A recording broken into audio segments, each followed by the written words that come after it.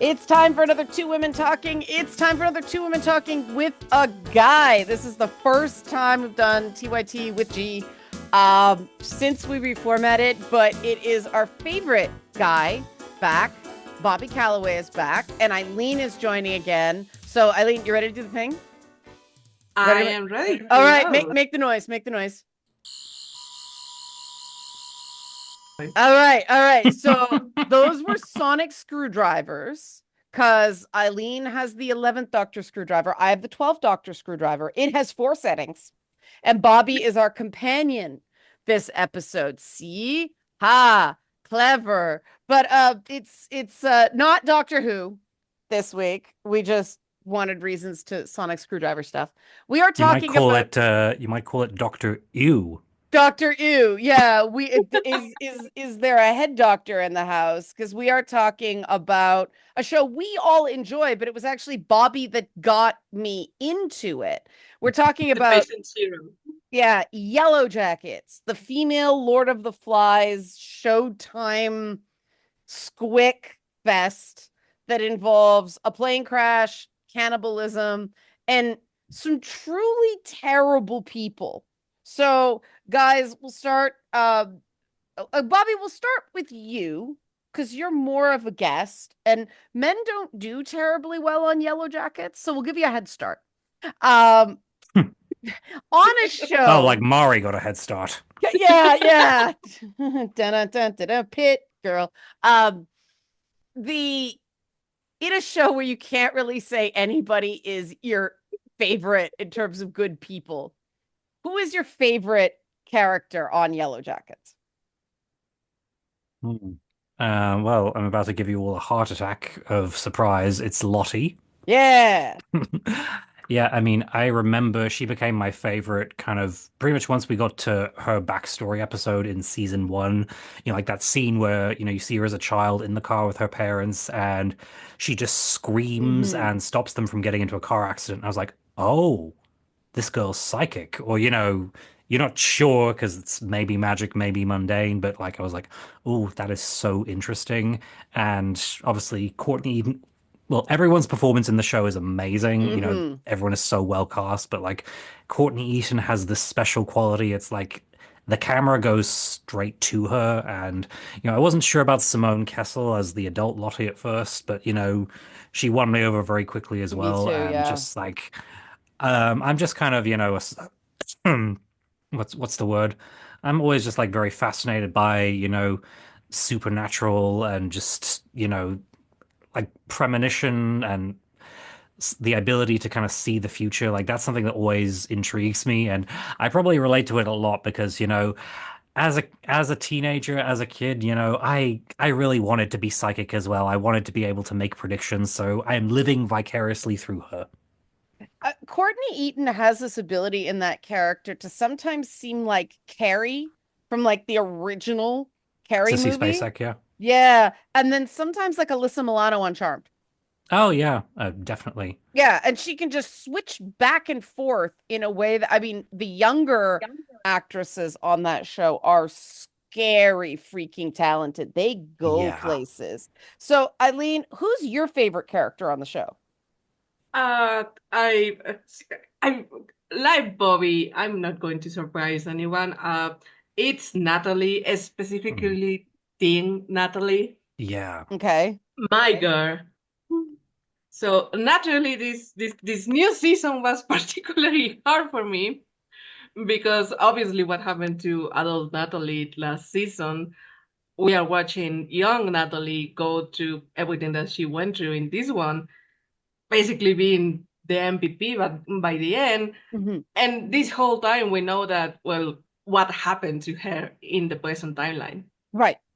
Yeah. Um, yeah, she's sort of the embodiment of the most competent, useful, and fair person doesn't necessarily, become the queen of girl world, Yeah, right? Like, like she tries to appeal to the rest of them. She can fully commit to the crazy, which is ironically what gets her in the end.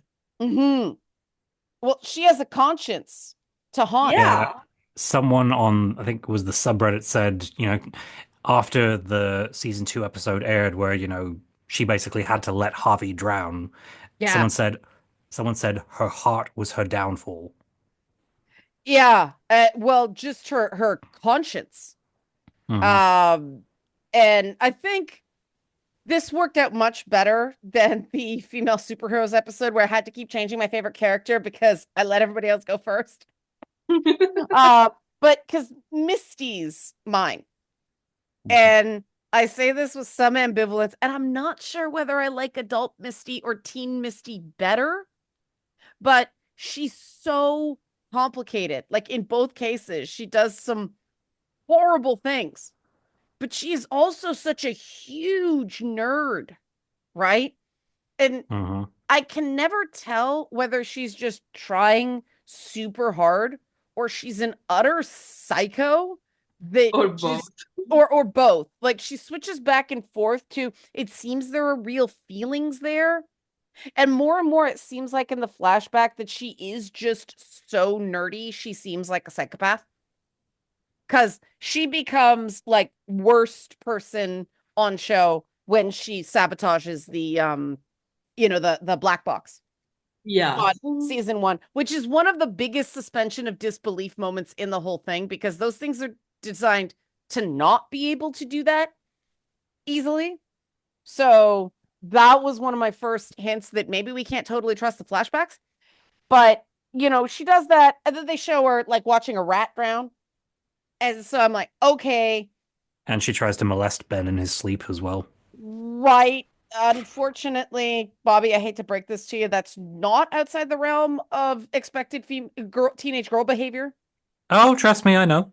Okay, there you go. Oh I'm my I'm God. I'm sorry to hear that, man. I But went to she, oh, so yeah, I'll spell it out right now. Like, okay, the when we moved to Ireland when I was no, the age doesn't matter, but like the school I went to, right, there was only one other boy in my year, and it was a small school, but like the rest were all girls, so I basically was the Travis yikes, in that school. yikes. And Yikes. yeah, and even with all that, she has a code. Yeah. It's not necessarily what we would necessarily think of as ethical, but she does have a code as opposed to, Sean or Thaisa, who, yikes, Yes. those Misty two. is loyal. And, Yeah. She's loyal to a fault. and she's weird, right? That bit we got inside her head with the dancing Caligula.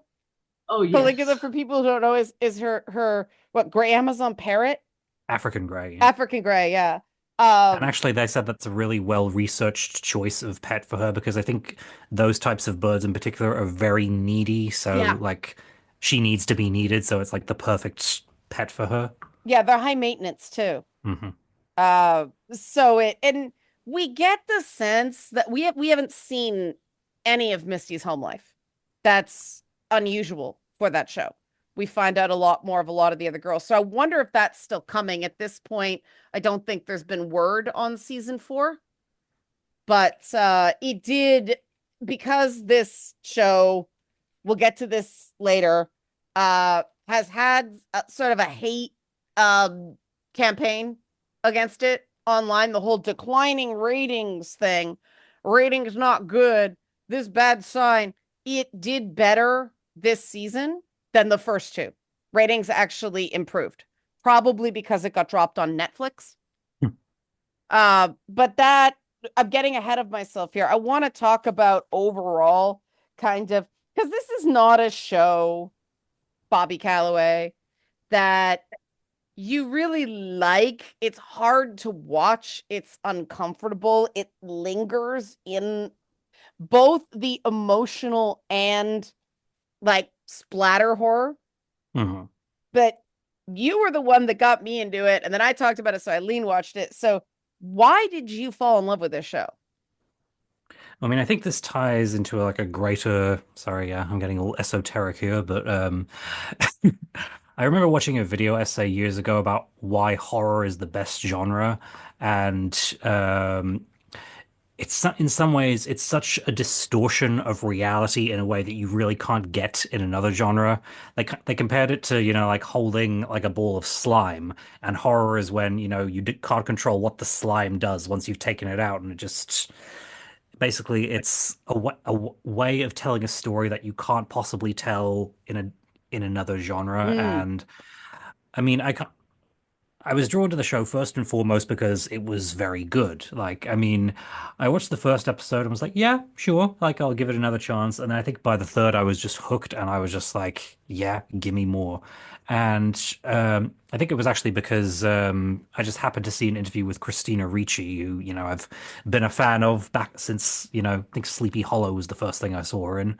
But so I wanted to see what she was in, and it's just, I, sorry, I've rambled on for a bit here, but and once I started talking with you about it, I kind of realized kind of the subconscious levels why I was drawn to it, because it's just like each character is just a different form of terrible, Hmm. and they're just so compelling to watch. Like there's no sort of, in some ways it feels very real, even though it's still so, esoteric. There might be something supernatural going on there, and that just adds to the whole horror of the whole thing.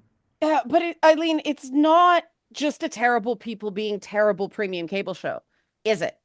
There's No, there's more no, it's going not. on. What drew you to the show? Okay.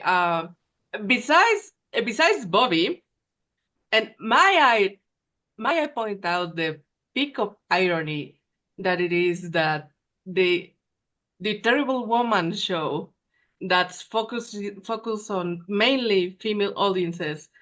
We were both attracted to it because of Bobby. Right. Don't we love irony? Yeah, like I'd seen the ads for the show, but at the time it was on Paramount, Okay. and I have this policy that I'm not going to sign on to yet another streaming service Yeah, yeah. because Yeah. yeah, one show. Uh, but then it coincided that I believe you were watching it, and you Hmm. were talking about it with Bobby Mhm. around the debut of the second season. Yes. And then Paramount was like, "Oh, hey, you can have like the first month for like 20 Mexican pesos, that's like a dollar something." And I said, "Okay, I'm going to check it out." And 3 episodes later, I was like, "Bobby, like, yes, Yeah. give me more." Yeah. Yeah, No. I can remember your kind of you're on the Discord, you were given like your live feedback, and I was just like slowly reacting to the bits as it escalated. I was like, oh, we've hooked her. Yeah, Yeah, it's and props to you too for not spoiling it for me because obviously you had already seen it. Mhm. And by the time that I'd reached season 2, I said, okay, I'm going to pace myself now mhm. because there's no more episodes. And then I binged the entire thing in 2 days Yeah. Oh, because it's so hard to not know what yes. happens. Yeah. So yeah, the show is good. The acting is marvelous. The production is beautiful. Mhm. Beyond that, and beyond the genre of the horror genre, Mhm. it's also really hard for a show, for a mainstream show, to center women in a way that is not enshrining just Hmm. one Yeah. specific type of women. Just like with Agatha all alone. We Hmm. might not be these women, but we know these women. We might have at times in our lives been these women. Mhm. So Yeah. yeah, it speaks to us in a way that it's not pandering. It's for once we are centered like, okay, this show is good, but also for once it's made for people like us because it's speaking to us to something that we all know about. We all know a Lottie, we all know the Shona. If we're unlucky, we know a bunch of Shonas. We all had our Jackie in our lives. I unfortunately was the Jackie. That's So what was I I. At a time in my life, I was Jackie. Yeah, I wasn't popular, but my best friend did sleep with my boyfriend. And apparently, this is not uncommon behavior, according to Reddit. And that I think this show unveils a lot of truths. Like, we are ready to see women as whole people. And I mean, not only like Yes. this cast, like Juliette Lewis, Christina Ricci, Melanie Linsky in one place to begin with. Yeah. That's what pulled me in. I mean, Christina Ricci and Juliette Lewis, they're big names associated with the 90s, which is where the backstory of the show is set. That's when I went to high school. I was pretty much the same age as these women in school. I mean, the music, the soundtrack is such a call out. It's like, Oh, yes. oh God, I remember where I was when I heard these songs. The 90s were a really, really messy time. We were right in sort of what I call natural born killers feminism. And of course, Juliette Yes. Lewis was in that, right? Like she was the before the manic pixie dream girl, there was Juliette Lewis like murdering people and not in the stylish Quentin Tarantino way. Like just like jumping up and down on people's corpses Yeah, kind of way. the gritty, honest, kind of horrifying because it's borderline too real kind of way. Yeah, and but she was also like she was 17 years old and dating Brad Pitt, who was in his 20s, wasn't she? Yeah, I Yes. think he was 27, yeah. Yeah, like what it meant to be a teenage girl was very different in the 90s. Yeah, because it was in the wake of the AIDS epidemic as well. Yeah, and there was just sort of this, I don't know, it was like as long as you weren't old enough to be your father, the idea of much older guys dating 17-year-olds was it was seen as a little ick, but it was not like now, like, nope, you're a pedo. And I think it's significant that cultures changed a lot. And that's why I think it's so brilliant that, Melanie Linsky is this psycho hiding in the suburbs, right? As Shauna, just dormant, waiting to be unleashed. Like a witch's curse. We're getting to Bobby, what was that series of horror movies now? Fear Street? Oh, yeah. Oh, that's a Yeah. similar thing, yeah. Yeah, Like, yeah. Aileen, did you watch that?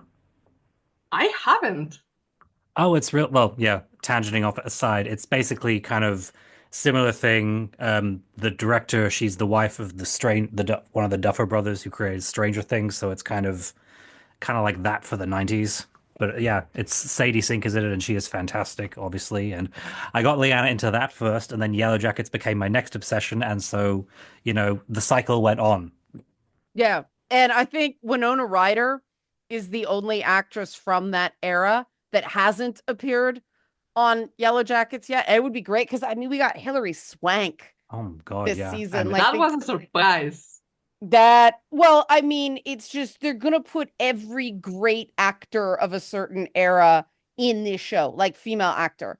But yeah, then and their cast kind of based around, not they weren't necessarily, like Jennifer Aniston, who was, mainstream celebrity. They were sort of yeah. associated with these like dark kind of counterculture things. Like Shauna is a nod to Melanie Linsky's role in Mhm. Heavenly Creatures, and Natalie is Juliette Lewis in Natural Born Killers. And then when they brought Lauren Ambrose on as Van in season two, that was like a nod to That's Psycho Beach Party. that's her name. Yeah, I was blanking on it. Yeah, yeah. I Lauren think Hilary Ambrose. Swank is nodding to Boys Don't Cry, which Yeah, even though it is about a trans man, it was talked about like a lesbian love story. So I think that's what Yes. the nodding is to. Yeah.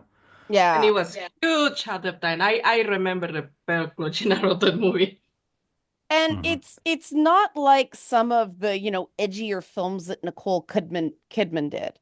To Die For and things like that. These are like you said, these are people and then it's when you start recognizing the tendencies in yourself. And obviously it's hyperbolic, Mhm. but when you recognize the tendencies within yourself, that's when I think the horror takes on a whole new level. I mean, there are layers to this thing, right? Yeah, Not that's only, yeah, why. Oh, sorry. yeah, like not only is it like modern day and like again, psycho hiding in the suburbs, but now she's got a daughter. And I Hmm. think that the fact that Shauna is the only one with a kid was deliberate, Oh you yeah. know? Because to me, You the mean a whole, biological kid? Yeah. yeah, yeah. Because Thais, Because, I'm not I think Thaisa would have adopted her son, would she? well, I think that that is her wife's biological kid. Yes. Okay, yeah. I Yeah. believe so too. Yeah. That's I the might be sense. wrong. Yeah. That's the sense I got anyway. But, the fact, I mean, and that kid, like, Sammy, yeah.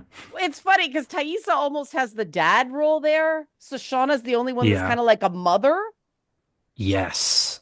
Hmm. And Yeah, yeah, and also the kid is a prop in the story, whereas Scully is an actual character.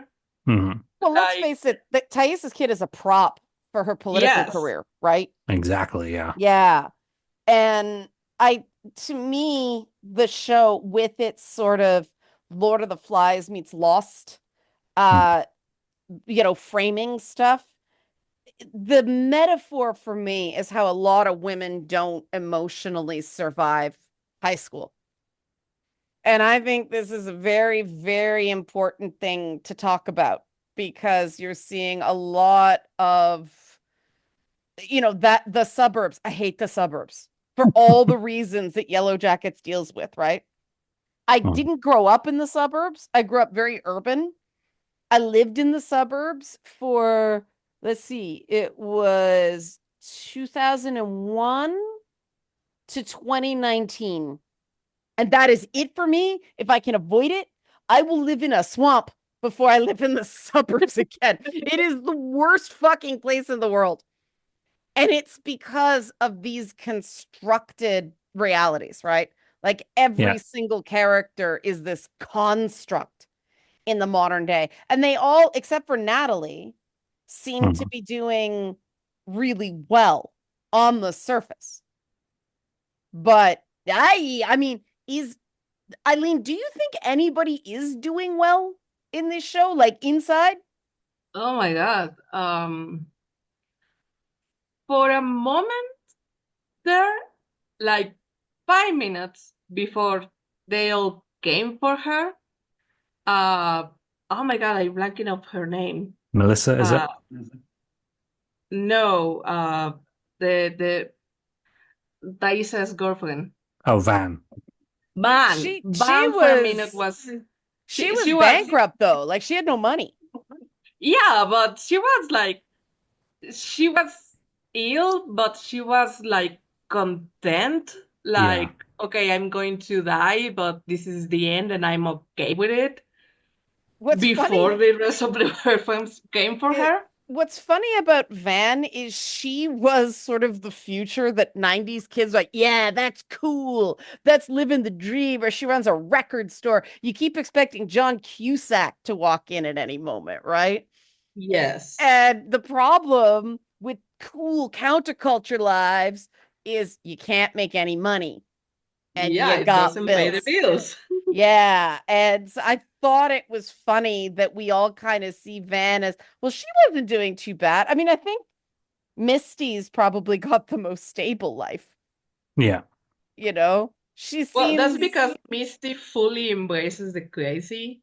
Like, Hmm. she's probably the most honest one of them all, in which Misty knows she's not okay. Misty knows she is weird and probably crazy and obsessed, and she's just fine with it. Like, this is me, this is who I'm going to be.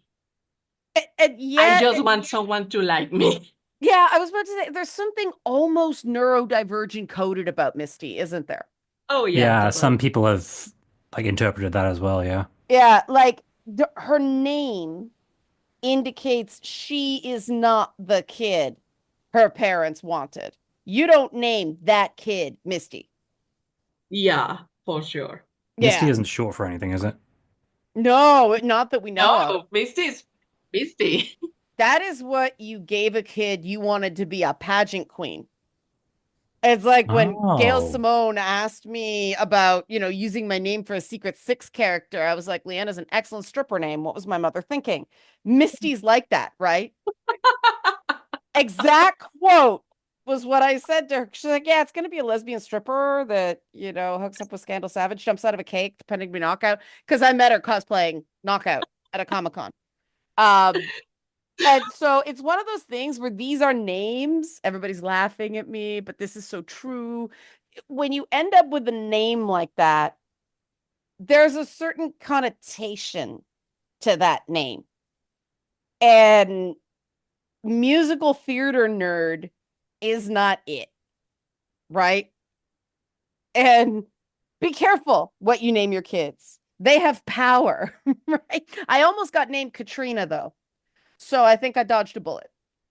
Yeah, because I Yeah. remember a story of Humphrey Bogart, and I Mhm. think this was Lauren Bacall, one of the women he had a kid with anyway. They had a daughter, and the wife wanted to name her Miranda. And he says, "No, we can't call her that. What if she grows up to be ugly?" Yep. Yikes. Yep. Names carry expectations, and Misty is clearly no one's expectation. And you Oh feel my God. you feel so bad for her because even in the middle of the Canadian wilderness after a plane crash, she's unpopular. Yeah, because the reason she smashed the flight recorder is because she overheard two of the girls saying like, "Oh, thank God for Misty." It's like she was so happy that she was finally needed. She Oh, was that's having her right. moment and didn't want it to end. Hmm. And you know what? In that period of adolescent development, girls do stuff like that. Oh There's yeah. no impulse control. Feelings are reality. And that's that whole Lord of the Flies setup. I mean, Lord of the Flies is about boys.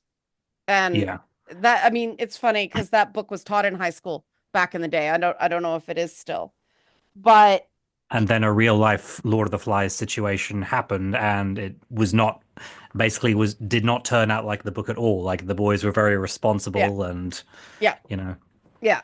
And the Yellow Jackets, I think, is not about what would really happen. It's a mhm. metaphor for the savagery that, I mean, girls literally eat each other alive when they're teenagers. Yeah. It's Yeah, a pit girl pitted against girl yeah. And for the early fact that the duration of high school. yeah, and the fact that Jackie is the perfect girl and, so much is being done to undermine her even before the plane crashes. She Mhm. has no survival instincts. I mean, her death was death by stupid. I love Jackie's death because she can't. Yeah, she basically threw a tantrum, Yeah, went outside, refused to go back inside because she was mad at everyone and died. Dead by yeah, stupid. yeah. I mean, she couldn't undo the girl programming enough to realize you don't do that. It's about survival now. You don't do that. Bobby, what did you think about that? Because that was the first main character death, wasn't it? Well, I mean, yeah, like we get told straight away, kind of that Jackie will die, Oh yeah, so they foreshadowed that because it she's was building nowhere in to the it, yeah. Yes. present. Yeah. Yeah. I remember Ella Purnell even like she put because she's so good in the role, but yeah. But she said that she felt that Jackie would be the one who was the last one to stop wearing makeup because she would be like Hmm. holding on to, normality for as long as possible. And I think in some ways, I think she matured a little out there, but that was basically her downfall as well.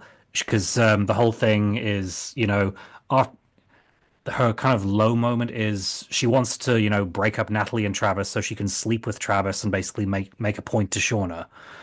And there's sort of implications that well, Shauna is definitely bi, and if you go back and watch season one, there are kind of little hints that maybe Jackie Hmm. was as well. So it may have been the old make the other person jealous, and it's like she does the thing with Travis, then the the girls are high on mushrooms and they go absolutely crazy and ballistic and they nearly kill Travis. And Jackie is just horrified by this. And the next day, all the other girls are again trying to pretend it didn't happen or try to pretend, that, oh, it wasn't us, it was the shrooms, or, trying to, do the whole thing that, certain toxic people will do of, Mm-hmm. the explosion happens, they pretend it didn't, and everything goes back to normal.